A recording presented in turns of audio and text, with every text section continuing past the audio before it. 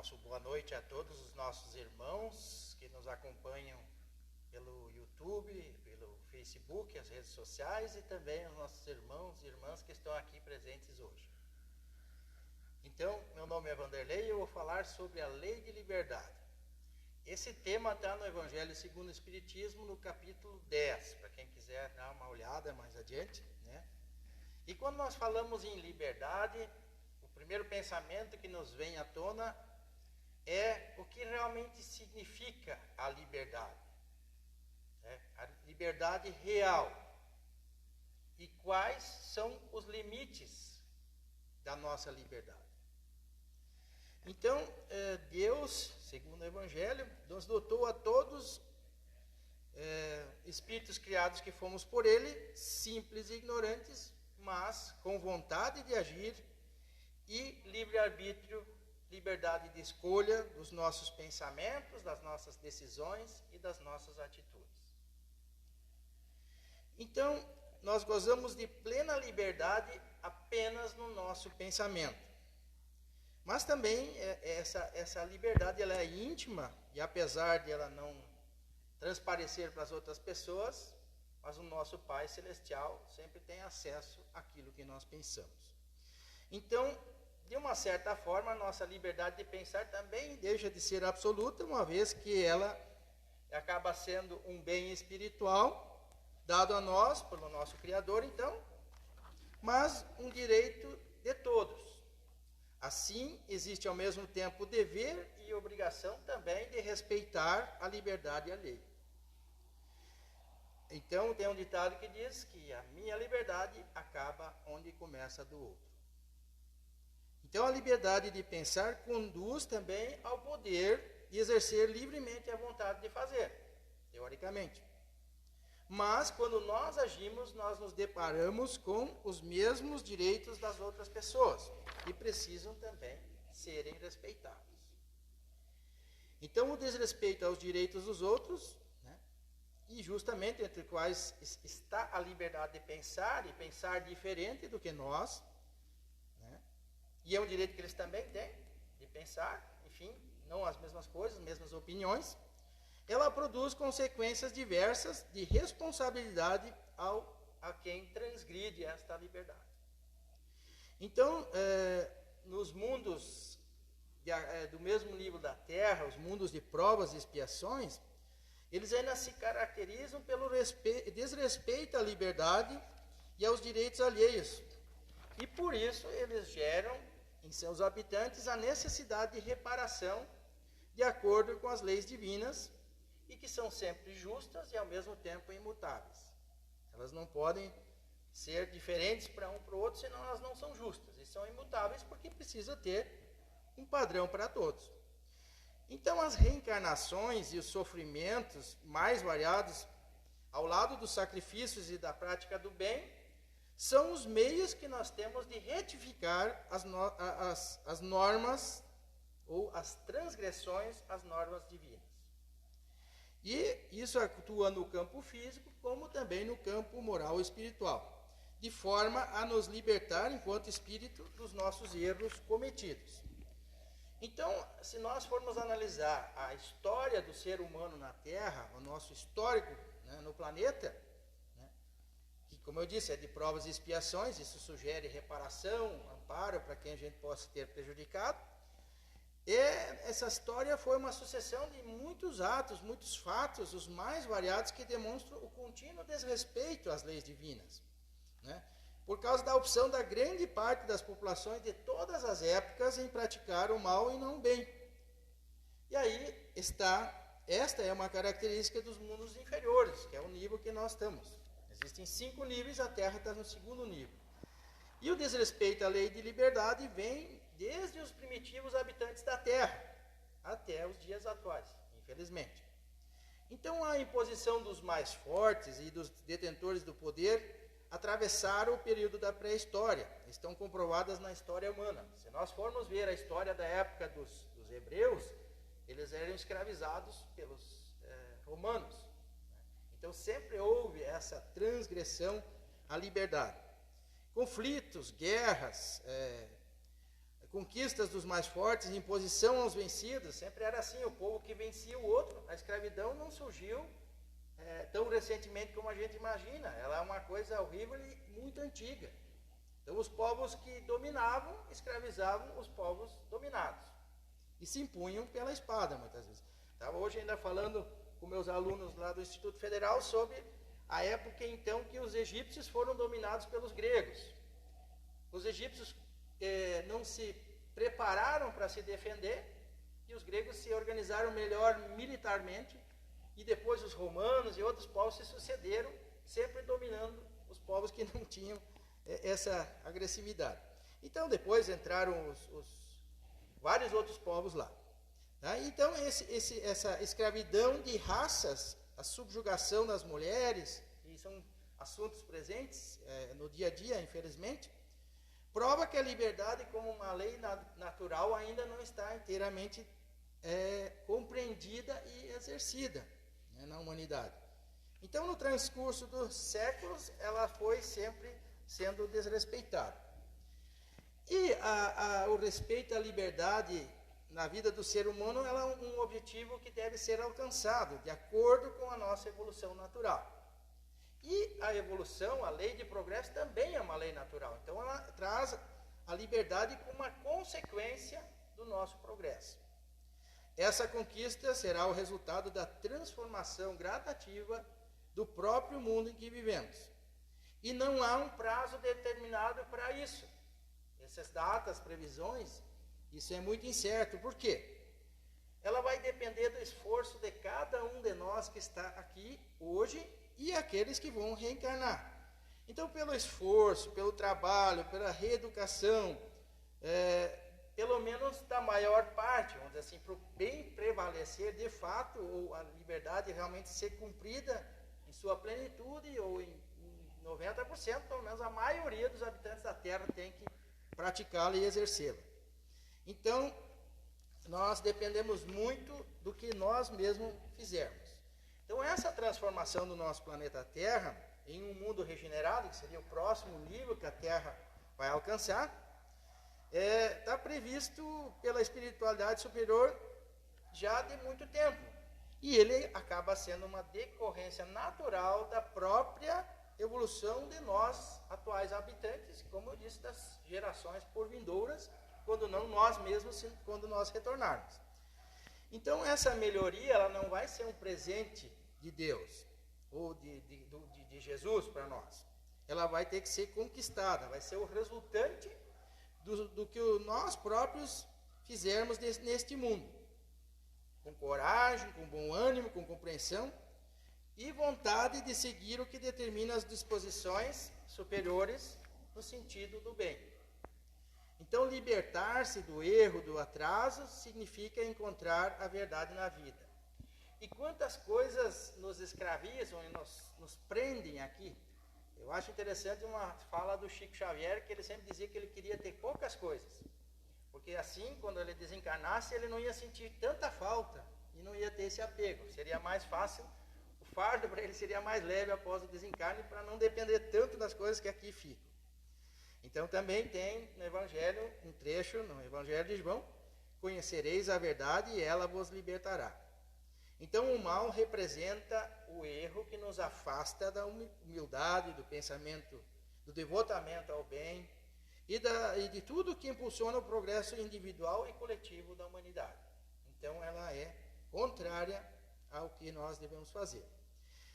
E o mal é tudo que é contrário ao amor, à justiça, à caridade, à fraternidade, à solidariedade para com os semelhantes frente ao Criador.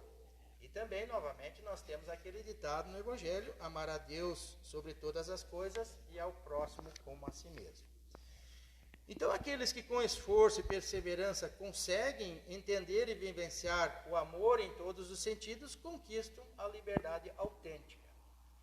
Tentando as coisas que nos prendem, os nossos vícios, as nossas imperfeições, os nossos apegos a outros seres humanos, acabam, de uma certa forma, também nos prendendo aqui. Então, essa liberdade que no nosso mundo ainda não sentimos em profundidade tem muitas faces. E é justamente o respeito às leis e aos semelhantes de um lado, e de outro lado o auxílio, o amparo e o apoio aos demais. Não é unicamente só... Então ela vai existir entre nós quando nós entendermos uns aos outros, e isso a gente sempre diz, quando a gente tiver empatia, quando a gente souber se colocar no lugar do outro. Então, se a gente for analisar, nós temos uma liberdade, ela praticamente não tem limites. Deus não nos proíbe de nada, porém tem um ditado que diz que tudo é possível, mas nem tudo é lícito. Deus não impede ninguém nem mesmo de se suicidar, mas as consequências que isso vai trazer, né? Ou de matar um semelhante, por exemplo. Tanto é que essas coisas acontecem. Deus não intervém nisso, é o livre-arbítrio sendo colocado em questão. Mas claro que aquele é vítima dessa situação também tem coisas a resgatar, e por isso que acontece com ele. Acontece com A, não acontece com B. E assim são boa parte das nossas provas e das nossas expiações, e principalmente as expiações, têm relação com o resgate do passado, com reparação. Se eu hoje faço alguém cair, amanhã ou depois eu tenho que ajudar esse alguém a levantar. Então, se hoje tem alguém como um inimigo e prejudico ele, quem sabe na outra existência ele vem dentro da minha família como meu filho e eu preciso amparar ele para se tornar uma pessoa de bem. É assim que a lei faz o seu trabalho, a lei de causa e efeito faz o seu trabalho para nós irmos melhorando. Então, se nós conseguirmos aos poucos vivenciando aquele amor fraterno, e isso indistintamente, né, porque o próximo pode ser qualquer um, não é necessariamente aquele que está sempre do nosso lado, o próximo pode ser alguém que eu encontro na rua, como nós dissemos, independentemente do país onde o cidadão mora, independente a raça que ele pertence, a etnia, ao credo que ele acredita, as opções sexuais que ele tem, as condições sociais que ele vive, isso tudo não nos cabe julgar. Cada um é responsável por si mesmo e tem a sua liberdade garantida pela lei divina. Mas nós sabemos também que na infinita sabedoria o Criador concedeu essa liberdade a todos nós, mas nos sujeita a responder pelas consequências daquele uso que nós fizemos dessa liberdade. À medida que nós evoluímos, nós temos mais chances de acertar nas nossas escolhas baseado no nosso livre-arbítrio. E uma vez escolhendo melhor, a gente precisa passar por menos resgates, menos sofrimentos, e assim a gente vai evoluindo. À medida que nós erramos muito, nós temos muito a quitar. Sempre uso o exemplo de uma conta bancária, uma conta corrente. Se hoje nós temos dificuldades em relação àquilo que nós vivenciamos, a nossa conta talvez já está negativa. Aí, se a gente fizer mais coisa errada, a nossa conta vai ficar cada vez mais negativa. Mas o juro vai correndo, a correção monetária vai correndo, e um dia a gente vai ter que quitar. Então, se nós hoje não colhemos bons frutos, isso já passou. Isso nós não podemos ficar nos martirizando e remoendo em remorsos. Mas nós precisamos pensar como nós vamos agir no porvir, para não debitar ou deixar a nossa conta mais negativa do que ela às vezes já está. Então, torna-se interessante que quanto mais evoluído o ser mais respeito e compreensão ele demonstra pela sua liberdade e pela de seus semelhantes. Então, as pessoas evoluídas, elas não se importam muito ou não observam muito o que os outros fazem. Até porque, o que eu disse no domingo, eu volto a repetir, quando nós passarmos para o plano espiritual, ninguém vai nos perguntar o que os outros fizeram ou nos fizeram. Nós vamos prestar contas daquilo que nós fizemos. E a lei de causa e efeito também, e a de liberdade está nesse contexto. Então, ao contrário também, os menos evoluídos, eles requerem normalmente a liberdade incondicional para si mesmo, mas não querem oferecer esta mesma liberdade aos outros. E o que está bem estampado é o egoísmo. Eu quero toda a liberdade para mim, independente do que isso representa para os outros, porém, quando um outro quer a liberdade, essa mesma condição para ele, eu não quero conceder. É só egoísmo. Então, liberdade verdadeira não é só fazer aquilo que a gente bem entende, né? E, como eu disse, no mundo nós não podemos dispor de liberdade absoluta, de fazer tudo aquilo que a gente quer, embora que ninguém nos impeça às vezes. Senão, então, com abuso e transgressão das leis divinas e, em muitos casos, as leis humanas. Tanto é que nós temos as casas prisionais lotadas de gente. E a liberdade absoluta para nós, realmente, como eu disse, é somente no pensamento, já que ninguém pode restringi-lo. Nem mesmo Deus. Ele fica sabendo dos nossos pensamentos, mas ele não nos impede de pensar aquilo que nós quisermos. Mas perante Deus também nós sabemos que todos esses nossos pensamentos nos trazem consequências. Né? Não é só o fato de eu fazer o ato que me torna responsável por ele. Né? Às vezes me falta oportunidade. Eu não fiz um mal porque não tive oportunidade, mas eu tinha vontade de fazer. Então, por si só, eu ainda não sou o suficientemente bom para dizer que não faço mais isso. E quantas vezes a gente julga os outros, né? Ah, mas fulano fez tal coisa. Não sei, talvez eu naquela situação faria da mesma forma. A gente não deve jamais julgar. E uma das questões da liberdade é não julgar os outros. Né? Dá essa liberdade da pessoa errar, aprender e seguir adiante. Então, a humanidade, na verdade, sempre buscou todas as situações que a gente vê, quantas lutas,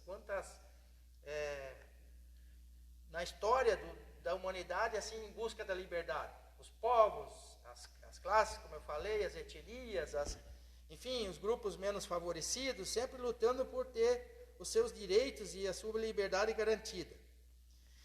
E a doutrina espírita demonstra que, na verdade, não é possível receber sem dar. Essa é a questão da lei de causa e efeito também. Por isso, para nós podermos realmente merecer a liberdade que nós tanto almejamos, nós precisamos, antes de mais nada, dá-la indistintamente aos outros. E aí, de novo, fazer aos outros apenas aquilo que nós gostaríamos que eles nos fizessem. Ou o contrário, não fazer aos outros aquilo que não desejaríamos que eles nos fizessem. Nessas poucas palavras, praticamente está toda a lei divina. Porque se a gente não fizer nada para os outros que nós não queremos para nós, praticamente nós não vamos fazer mal algum a ninguém e vamos respeitar a liberdade dos outros. E isso passa, como eu disse, em várias circunstâncias e de vivências que nós passamos no dia a dia. Então nós precisamos aprender sim a usar a nossa liberdade, mas com coerência. Né? E nós sempre vamos ter, nas boas resoluções que nós tivermos, usando a nossa liberdade, nós vamos ter amparo. O Pai Celestial não nos deixou sozinhos, abandonados à própria sorte. Nós temos várias ferramentas que nós podemos utilizar. Uma delas é nós estar aqui ouvindo as palavras do Evangelho, segundo o Espiritismo, através da doutrina. Outra delas é praticar o culto do Evangelho no lar. Outra delas é orar e vigiar. E nossa colega sempre diz vigiar e orar. Né? E como eu disse também domingo, vigiar a nós mesmos, as nossas ações, para poder respeitar as opções, as escolhas dos outros. Então o Mestre Jesus e o Pai Celestial, eles nos deram esse direito de usufruir a lei de liberdade dentro desses limites de não prejudicar os outros. Sendo assim, nós vamos estar acertando, nós vamos estar progredindo e nós vamos sofrer menos a consequência daquilo que nós fizermos. E como eu disse, o próximo, às vezes, é aquele cidadão que mora na rua, que nos encontra, pode ser um colega de trabalho difícil, pode ser um familiar que a gente não gosta, parece que não se identifica. Então, assim, nós temos que ter esse comportamento indistintamente. Como nós sabemos, devido à nossa limitação ainda, isso não é tão simples assim. Mas, com boa vontade, com amor, com empatia principalmente, nós sim conseguimos consolidar e nos libertar, verdadeiramente nos libertar. Porque a passagem na Terra, na verdade, é uma libertação. Libertação das nossas vicissitudes, das nossas imperfeições, dos nossos apegos, é a renúncia de si mesmo, muitas vezes, em benefício dos demais. E aí, se todo mundo passa a renunciar a si mesmo para ajudar os outros, ninguém mais passa necessidade, não há mais sofrimento. Esse seria o mundo ideal que nós precisamos conquistar e construir, com a participação de cada um de nós. Essa tarefa é nossa. Se nós queremos um mundo melhor, Deus não vai pegar lá uma varinha mágica e transformar esse mundo. Somos nós que precisamos fazer isso, materialmente e moralmente, porque nós sabemos que a nossa evolução tem duas asas, e sem as duas funcionarem nós não voamos. Nós precisamos evoluir materialmente e espiritualmente, para nós alçarmos realmente o voo mais alto, que seria, então, projetar a Terra para um nível maior do que ela está, e nós temos o direito de acompanhar esse processo, e junto com essa evolução. São essas as nossas palavras de hoje em relação à lei de liberdade. Esperamos profundamente ter sido úteis essas explanações para que a gente avalie as nossas atitudes e ajude a nós tornarmos melhores e tornar melhor o mundo em que nós vivemos. E que assim seja.